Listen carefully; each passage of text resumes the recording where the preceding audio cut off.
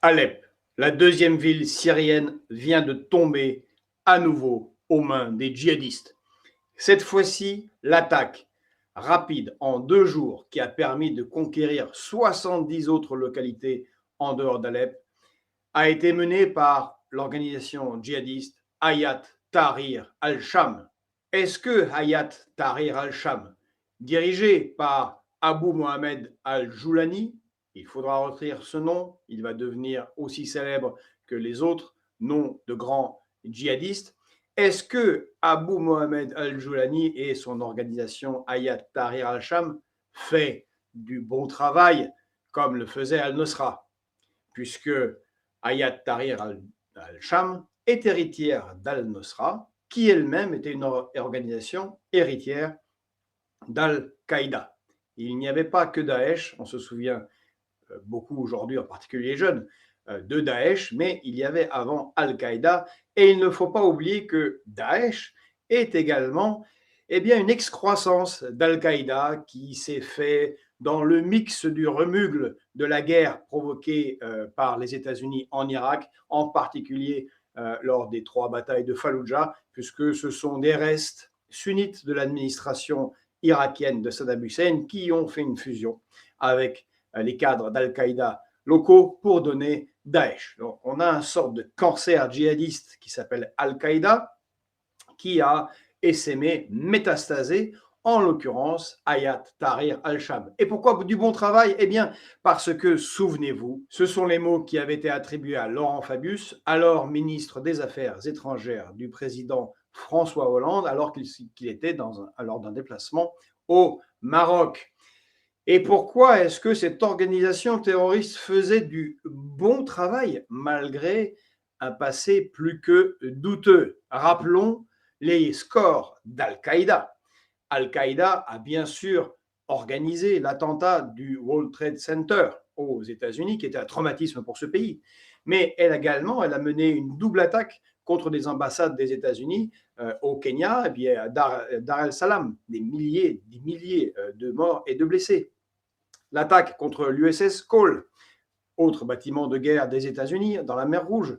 Et puis il y avait en 2002 l'attentat dans une boîte de nuit à Bali qui avait été particulièrement meurtrier. Et puis les attentats de Madrid, vous vous souvenez, dans les gares de Madrid, qui avaient traumatisé le continent européen, plus de 200 morts, plus de 2000 blessés. Les attentats de Londres également. Bref, Al-Qaïda, ce ne sont pas réellement nos amis et on peut difficilement dire qu'ils font du bon travail. Mais alors pourquoi est-ce qu'on voit une forme de contentement chez certains commentateurs à cette prise d'Alep et pourquoi est-ce qu'à l'époque, Laurent Fabius disait qu'Al-Nusra faisait du bon travail? Eh bien, c'est parce que ces djihadistes sont opposés à Bachar al-Assad et Bachar al-Assad, le dirigeant syrien, est l'ennemi maintenant, depuis 2011, de l'Occident, de la France et des États-Unis. Vous vous souvenez peut-être, François Hollande voulait bombarder Damas.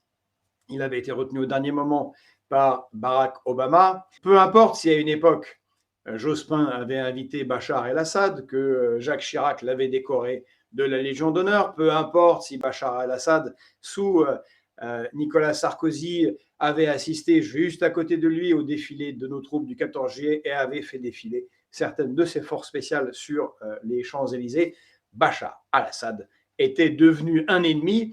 Et c'est pour ça que dans le double standard habituel occidental, la confusion, la réécriture de l'histoire, tout à coup, des organisations terroristes qui ont fait des dégâts massifs, humains, matériels et surtout psychologiques pendant des années en Occident, tout à coup devenaient des gens plus ou moins acceptables, car ils étaient opposés à Bachar el-Assad, qui lui était soutenu par le Mordor, vous l'avez compris, la Russie. Et oui, souvenons-nous de cette époque où Daesh convoyait du matériel, du pétrole, du coton, toutes sortes de choses vers la Turquie, en collaboration avec le président turc Erdogan. Daesh avait été alors bombardé par l'aviation russe, qui, elle, a des intérêts en Syrie, puisqu'ils ont une base militaire aérienne à Latakia et une base, surtout une grosse base navale sur la Méditerranée, à Tarsus, base navale que les Américains aimeraient voir disparaître pour que la flotte russe ne puisse pas se ravitailler facilement et opérer dans cette zone du monde. Donc tout à coup, des ennemis d'avant s'étaient transformés en alliés et c'était pour ça qu'on appelait tout un tas de gens peu recommandables à l'époque, souvenez-vous, des rebelles modérés. Eh bien, pendant des années, ces rebelles modérés s'étaient installés à Idlib, dernier bastion djihadiste, très largement protégé et soutenu par la Turquie, qui elle-même avait envahi le nord de la Syrie pour s'attaquer, vous vous en souvenez peut-être, aux Kurdes, faisant toute une série de massacres et s'attaquant aux Kurdes du Rojava, dont ils ne supportent pas le modèle, d'ailleurs pas plus que le régime de Bachar el-Assad, le modèle socialisant, très très laïque, écologiste, féministe, puisque cette entité du Rojava était quelque chose de démoniaque pour tous ces gens-là. En tout cas, Idlib, foyer terroriste soutenu par la Turquie. Donc bien évidemment, cette offensive sur Alep, et qui est très très embêtante, il faut le dire, pour le régime de Bachar el-Assad. Vous vous souvenez, la reconquête d'Alep avait pris énormément de temps, et puis non seulement Alep a été prise, je vous ai dit également 70 localités, ainsi que la petite ville de Sarakeb, stratégique, car elle coupe l'autoroute qui relie Latakia, Alep et Damas. Donc ça va être très compliqué pour toute une série, évidemment, d'activités économiques et surtout de déplacements militaires pour le régime de Bachar el-Assad. Eh bien, cette offensive n'a été possible qu'avec l'aval de la Turquie.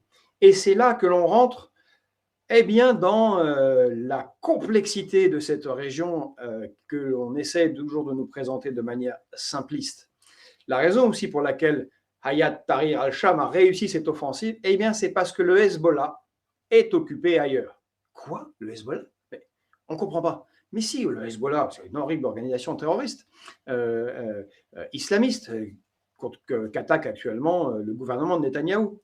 Et oui, mais les choses sont compliquées. Je vous l'ai dit, il se fait que le Hezbollah a combattu longuement Daesh et a infligé des défaites à Daesh et est une des forces qui contient de facto les djihadistes d'Idlib.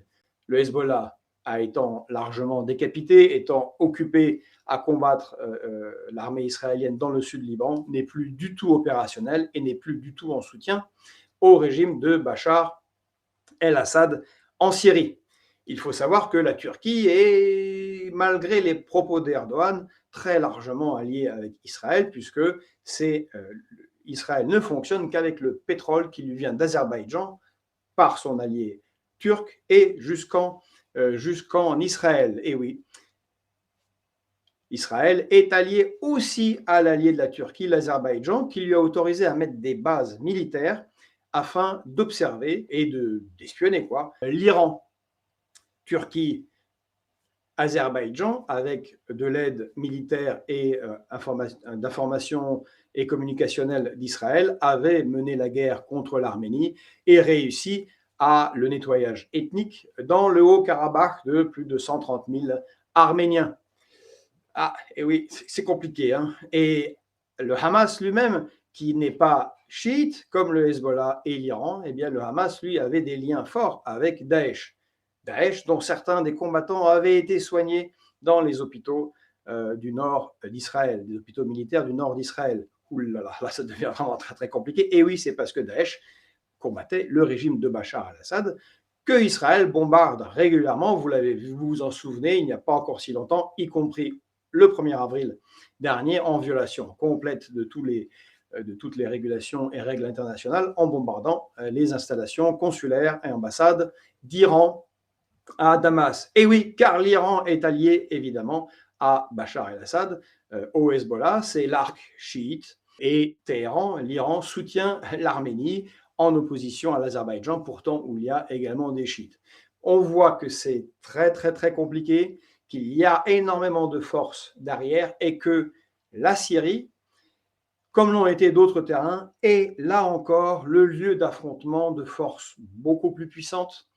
Et peu importe les logiques, peu importe le passé terroriste de telle ou telle organisation, c'est le lieu d'affrontement de forces politiques majeures, entre autres l'Occident face aux BRICS et spécifiquement à la Russie, puisque la Russie a à nouveau engagé ses troupes contre ces groupes djihadistes. Nous verrons comment ils seront présentés, car évidemment, Russie plus Syrie, c'est l'ennemi absolu. Il y a de fortes chances que les djihadistes d'Ayat Tahrir al-Sham deviennent ici représentés comme étant des gens sympathiques, au moins modérés, bien évidemment, beaucoup mieux que le régime de Bachar el-Assad. On verra ce qu'il en sera. Mais voilà cette tension extrême dans la région qui se réouvre à nouveau. On ne sait pas où ça ira. Évidemment, l'Iran a apporté immédiatement son soutien, comme la Russie, je vous l'ai dit, à Bachar el-Assad. C'est un nouveau front qui s'ouvre, c'est un nouveau terrain, et c'est notre deuxième épisode de Ligne de front. Si vous avez apprécié, n'oubliez pas de liker, de commenter, nous attendons vos commentaires, et nous reviendrons de toute façon sur ce conflit qui va s'étendre, c'est tout à fait certain, de partager. Si vous n'êtes pas abonné à notre chaîne YouTube, abonnez-vous-y. Abonnez-vous également au canal Telegram, et on vous donne rendez-vous très très bientôt pour Ligne de front numéro 3.